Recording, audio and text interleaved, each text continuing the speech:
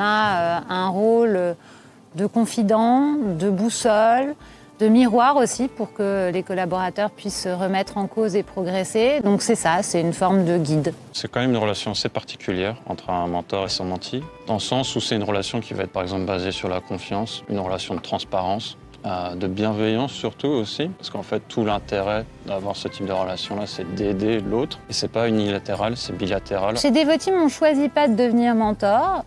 Pour le coup, c'est un rôle qu'on doit prendre à partir d'une certaine seniorité. Par contre, nos mentis choisissent leur mentor. C'est-à-dire qu'on est choisi par ses mentis et c'est pas le contraire. Il m'a dit, écoute, raconte-moi ta vie.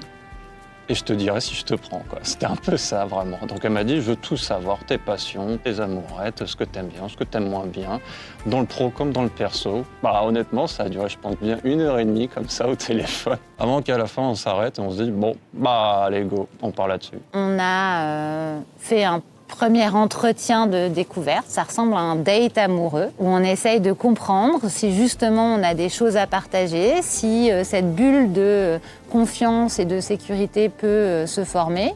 Et puis après ça, on a décidé de continuer l'aventure ensemble. Elle est un peu comme moi, faut l'admettre, un peu ovni, pas tout à fait dans le cadre ni dans le moule, très franche. Que j'ai découverte chez Anthony, mais c'est une chose dont je suis particulièrement admirative. C'est au vu de son nombre d'années d'expérience, l'expertise qu'il a pu se forger autour de l'agilité.